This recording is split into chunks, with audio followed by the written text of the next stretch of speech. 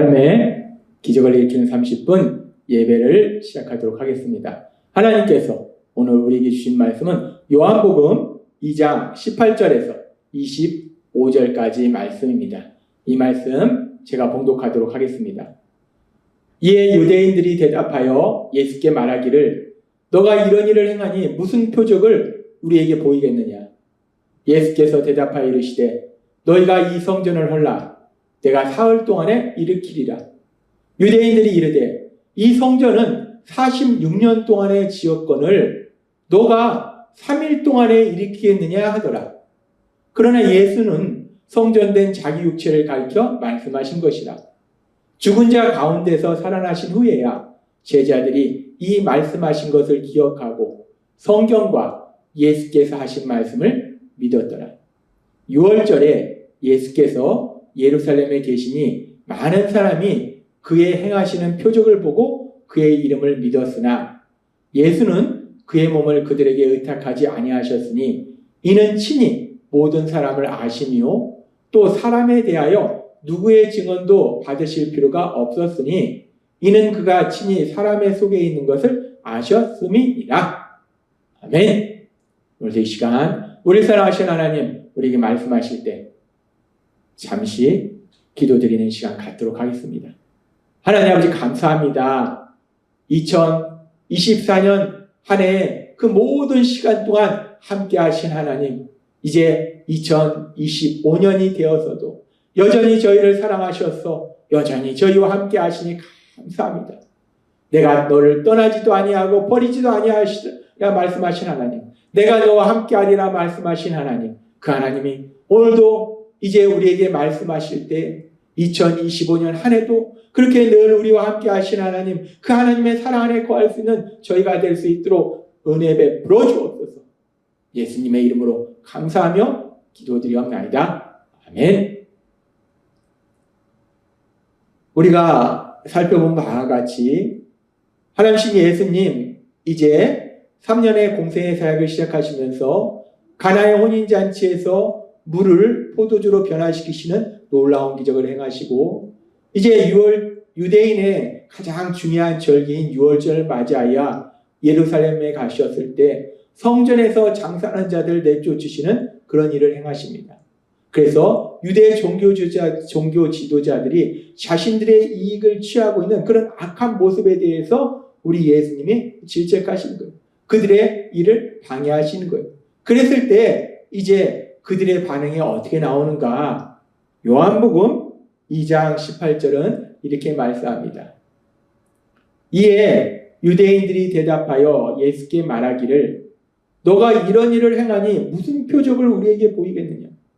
지금 예수님께서 예루살렘 성전에 들어가셔서 대제사장들의 허락을 받고 그 안에서 양과 소와 이런 희생제물을 팔고 있고 돈을 바꾸고 있는데 대제사장들이 허락한 일인데 하라고 한 일인데 근데 그들을 내쫓는 거예요.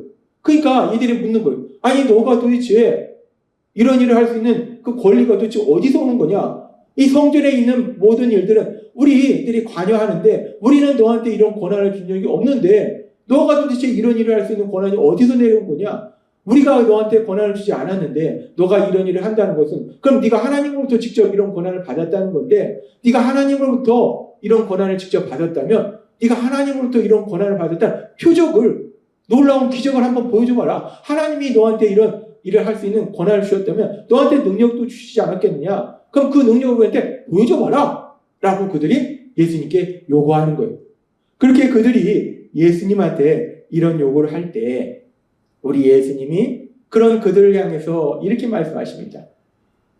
요한복음 2장 19절 말씀. 예수께서 대답하여 이르시되 너희가 이 성전을 헐라 내가 사흘 동안에 일으키리라. 대제사장 무리들이 화가 났어요. 아니 자신들이 지금 그 성전에서 이 희생제물을 팔고 돈을 바꿔서 이익을 취하고 있는데 어느 날 이 예수라는 사람이 와가지고 그들을 다 내쫓으면서 난리를 치는 거예요. 그러니까 이들이 화가 난 거예요. 그래서 묻는 거예요. 도대체 무슨 권한으로 네가 이런 일을 하냐? 라고 묻는 거예요. 우리는 너한테 권한을 준 적이 없다는 거예요. 그럼 네가 하나님으로부터 직접 권한을 받았다면 하나님으로부터 직접 권한을 받았다면 기적을 행해봐라. 표적을 행해봐라. 라고 얘기하는 거예요. 그러니까 예수님이 뭐라고 말씀해? 이 성전을 헐라. 지금 이 예루살렘 성전을 부서뜨리라는 거예요. 그럼 내가 사흘 만에 다시 세우겠다라고 말씀하는 거예요. 그런 예수님의 말씀을 들은 이 대제사장 무리들은 뭐라고 얘기하는가? 요한복음 2장 20절은 이렇게 말씀합니다. 유대인들이 이르되 이 성전은 46년 동안 지었거늘 너가 3일 동안 일으키겠느냐? 유대인들이 얘기해요. 이 성전은 지금 46년 동안 짓고 있는 거다. 근데 네가 3일 동안 이 성전을 짓겠느냐? 라고 얘기해요. 이들의 얘기는 근거 있는 얘기입니다. 지금 이 예루살렘 성전은 헤롯 성전인데 이 성전이 짓기 시작한 것이 기원전 19년이에요. 그리고 이 성전이 완성된 것이 기원후 46년이에요. 그래서 지금 예수님 당시에는 기원전 19년부터 성전을 짓기 시작했기 때문에 약 46년 동안 이 성전을 계속해서 짓고 있었고 아직도 완성되지는 않았어요.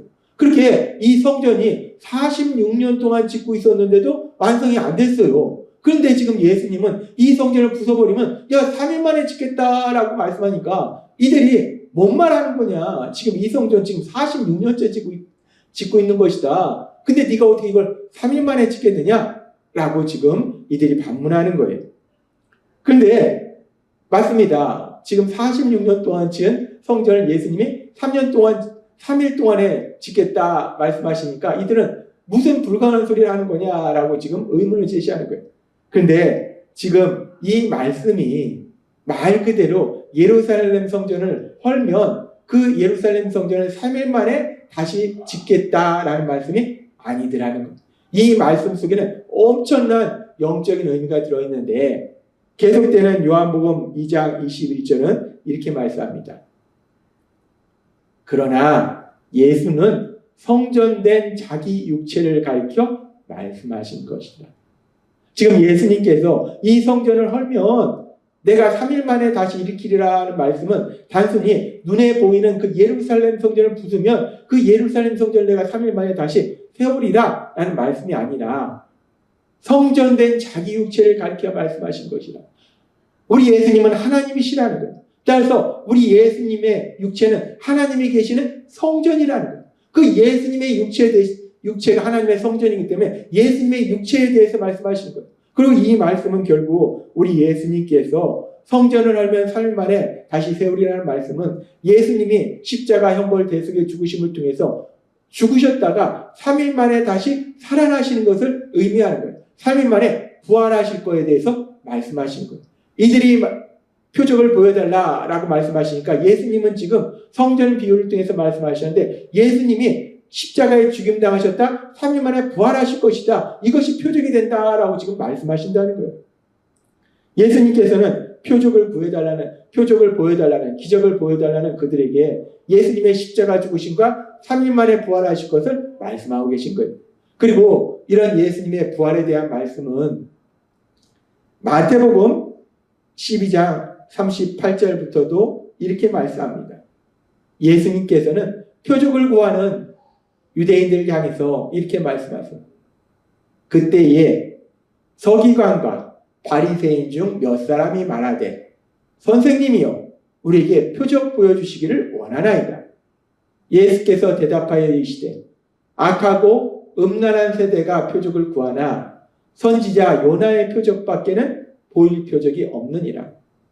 요나가 밤낮 사흘 동안 큰 물고기 뱃속에 있었던 것 같이 인자도 밤낮 사흘 동안 땅속에 있으리라. 여전히 예수님에게 표적을 요구하는 그들을 향해서 우리 예수님이 말씀하실 때 요나가 밤낮 사흘 동안 물고기 뱃속에 있었던 것처럼 인자도 밤낮 사흘 동안 땅속에 있으리라. 이 말씀은 우리 예수님께서 형벌대속 십자가 죽으심을 통해서 죽임당하신 이후에 3일 만에 부활하실 거에 대한 말씀이라는 거예요. 예수님께서는 계속해서 지금 이스라엘 백성을 향해서 말씀하실 때 그들이 표적을 보여달라고 하니까 예수님은 자신이 십자가에서 죽임당하신 후에 3일 만에 부활하실 것, 죽임당하신 후에 3일 만에 부활하실 그 부활에 대해서 말씀하고 계신 거예요. 그렇게 이 땅에 오신 예수님은 자신의 형벌대속의 죽으심 그리고 부활에 대해서 말씀하십니다. 그래서 우리 예수님에 대해서 증언하기 위해서 이 땅에 온 침례 요한이 우리 예수님에 대해서 증언할 때 첫 번째 증언이 무엇이었는가? 우리가 그 말씀을 다시 한번 살펴보면 요한복음 1장 29절은 이렇게 말씀합니다. 이튿날 요한이 예수께서 자기에게 나아오심을 보고 이르되 보라 세상 죄를 지고 가는 하나님의 어린 양이로다. 유월절 어린 양의 죽음을 통해서 이스라엘 백성이 애굽의 종에서 구원받을 수 있었던 것처럼 이제 우리의 희생양 대신 어린 양 대신은 우리 예수님의 십자가 형벌대속의 죽으심을 통해서 우리가 죄에서 구원받을 수 있다는 거예요. 그래서 우리 예수님이 이제 우리의 어린 양이 되신다는, 희생의 속죄 제물이 되신다는 거예요. 우리 예수님의 십자가 죽으심에 대해서 침례 요한은 어린 양이라는 표현을 통해서 증언하더라는 거예요.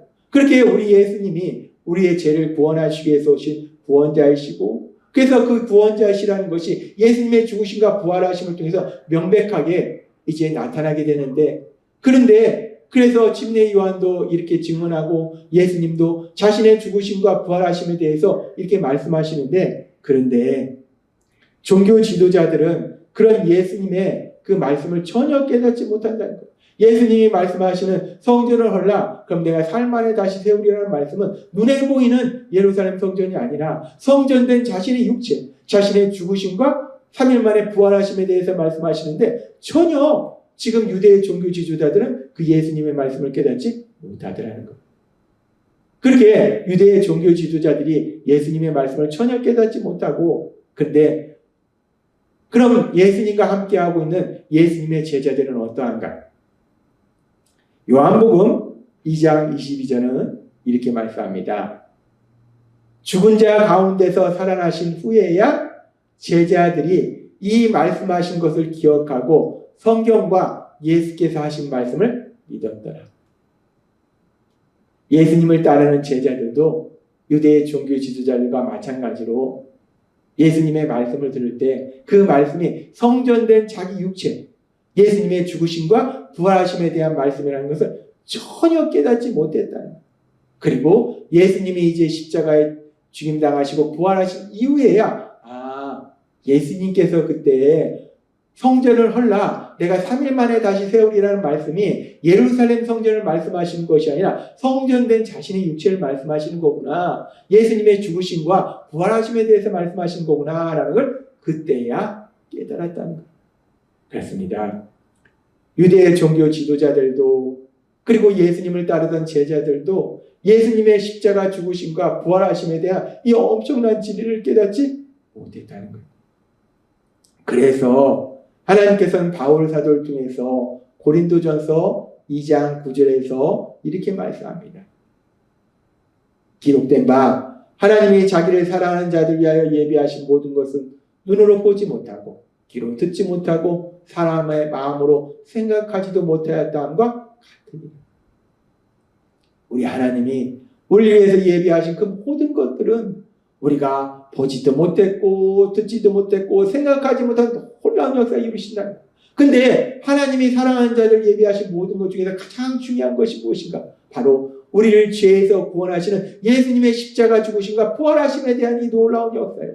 이 역사는 우리가 보지도 못했고 듣지도 못했고 전혀 생각하지 못하고 깨닫지도 못했던 엄청난 역사라는 거예요. 그래서 유대의 종교 지도자들도 깨닫지 못했고 예수님을 따르던 제자들도 깨닫지 못했다는 거예요. 그렇게 모든 사람들이 이 엄청난 진리를 깨닫지 못했어요. 그런데 참으로 감사하고 감사한 것은 고린도전서 2장 10절부터 이렇게 말씀합니다. 오직 하나님이 성령으로 이것을 우리에게 보이셨으니 성령은 모든 것 곧 하나님의 기쁜 것까지도 통달하시느니라. 사람의 일을 사람의 속에 있는 영 외에 누가 알리요? 이와 같이 하나님의 일도 하나님의 영 외에는 아무도 알지 못하느니라. 아멘. 그 누구도 하나님이 우리를 위해서 계획하신 그 모든 것들, 특별히 우리 예수님의 십자가 죽으심과 부활하심에 대한 그 엄청난 역사, 이 역사에 대해서 깨닫지 못했다는 거예요. 그런데 감사한 것은 그렇게 우리는 어리석고 미련해서 하나님이 행하신 그 놀라운 역사를 깨닫지 못하는데, 그래서 이제 하나님께서 성령 하나님을 보내주셨어. 우리가 이 놀라운 역사를 깨달을 수 있도록, 이 놀라운 진리를 깨달을 수 있도록 만들어 주셔서 우리가 그 예수님을 구주와 주님을 믿음으로 인해서 우리의 존재가 변화되고 우리의 삶이 변화되는 놀라운 복을 누릴 수 있도록 만들어 주셨다는 거예요. 그렇습니다. 우리는 누구나 하나님이 행하시는 이 놀라운 역사를 깨달을 수 없어요. 아무리 똑똑한 사람도, 아무리 많이 배운 사람도, 아무리 생각이 많은 사람도 깨닫지 못해요.